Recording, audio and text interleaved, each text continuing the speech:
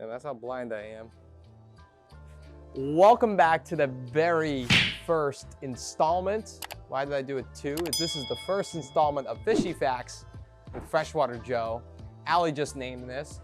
And I'm here at our Wakefield location. Well, I shouldn't say our, I should say Allie's Wakefield location. And I'm sitting in front of her beautiful planted frag display here with her discus and group of schooling tetras. But there's one specific rare item that I would like to dive in depth today and just kind of showcase and highlight. And if you are already watching today's video, you already know exactly what it is because you probably saw it in the thumbnail, or I have alluded to it in the thumbnail or title of the video. There she is. Let's talk about the freshwater flounder or hogchoker.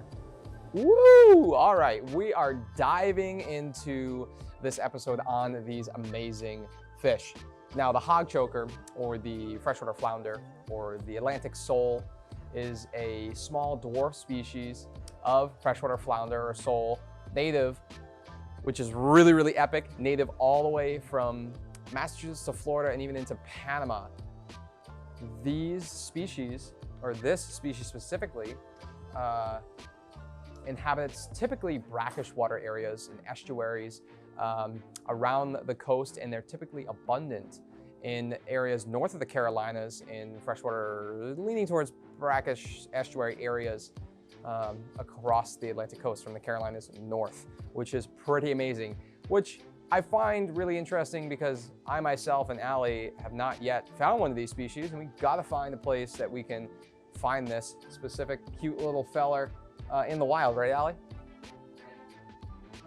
So, super cool fun fact about the hogchoker that I just think is really neat. The hogchoker, or the little freshwater sole here, is a member of the family Acuridae, or the American soles.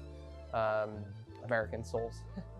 Sounds like you're talking about your soul when you say soul. Anyway, quick little backstory on these fellers. They get their vernacular name due to local fishermen and farmers that actually used to use them as food for their hogs. And hence the name, they did exactly that. The hogchoker, they actually swelled up or curved into like a suction cup manner and actually caused some hogs to choke, I guess, in a sense. Kind of like a dog eating peanut butter, and it gets stuck to their soft palate of their tongue, and that's where they got their name. So not every fish has a really cool vernacular name like that where they got it from an instance which is unique. So very, very cool in a sense with this specific species. I just really find them interesting. As you can see here, as he's swimming around, just kind of scooting across the bottom, they have this like broken up line and series of spots and thin stripes that are lighter and darker, and he really blends in very well with this sandy substrate that we have here in the 145 frag, or this isn't a 145, this is a 100.5. Yeah, 100.5 frag from Waterbox. No way. Hold on. Well, folks, a candid shot here. There he is. Just about to talk about how they like their water parameters and their temperature and all that good jazz. Whoa, let's get this all situated. Typically, you find and you're able to purchase the specimen at 1 to 3 inches in size, but they do eventually grow. Typically 4 to 6 inches is their relative size in aquaria, but they can max out at 8 inches, and they will probably do that more so in the wild or if you're keeping them in a larger aquarium. But on the bright side, they are a smaller species, so you should be able to keep them in something of like 40 to, I guess, 40 on up, gallons wise, should be plenty for this species. So besides temperature, when you're trying to get your water ideal for this little hogchoker friend here, say you've saw it in the pet store and was like, that's the most epic thing ever, they're peaceful, I have a community tank, I'm buying it, let's take it home. Now what? Well, I don't think they're incredibly too difficult to please, but if your water is on the harder side, ranging DKH 11 to 25, which is pretty high. It's going to be more preferable for them. Because in nature they are found in estuaries and brackish waters occasionally, they have that higher tolerance to higher minerals, higher pH as well.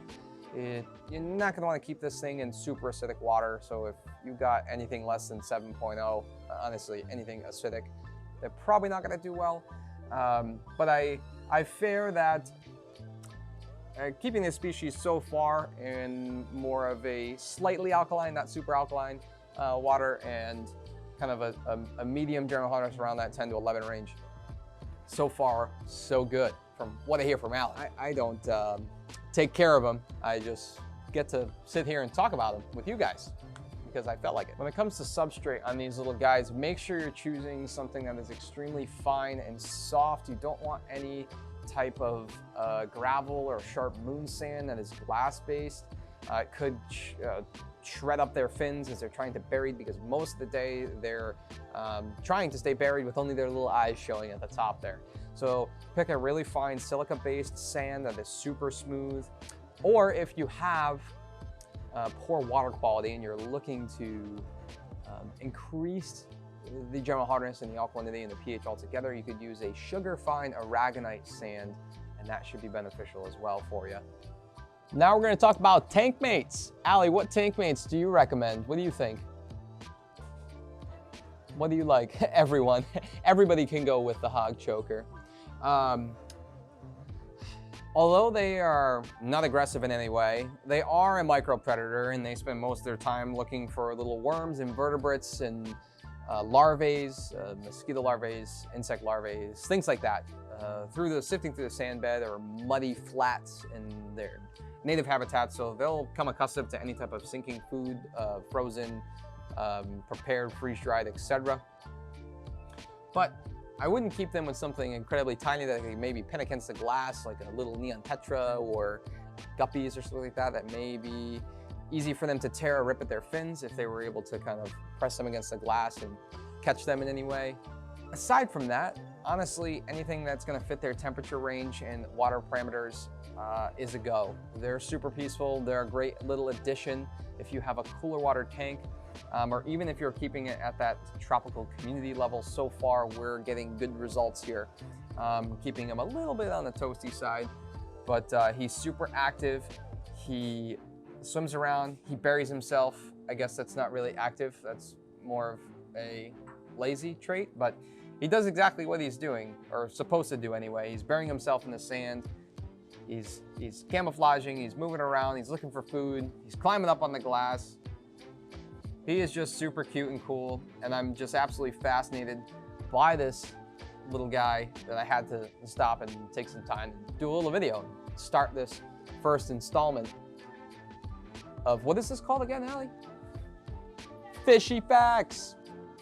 Fishy Facts. I think I might do this often. I kind of like it. Should I? Should I? I don't know. Allie says I should.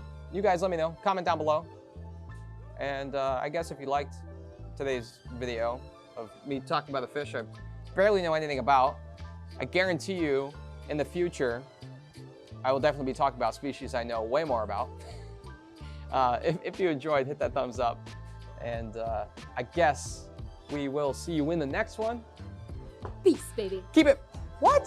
Keep it fresh, baby. Oh, I just picked it fresh.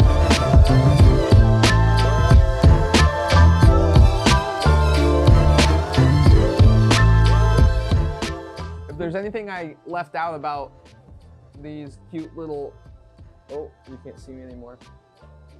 Where'd he go? Oh, he's in the back corner. He's right here. Can we name him? Do you have a name for him?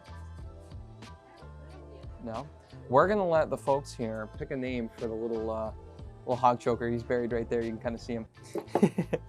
Super, super unique species. Absolutely epic. If there's anything that you guys think I missed, or if you know a little bit more about this specific fish, comment down below, give us some feedback. Tell me, what do you want to see for episode 2, 3, 4, and to infinity? Because we're never going to stop. This is what we're going to continue to do. And I'll even go back and redo some of these as time goes on.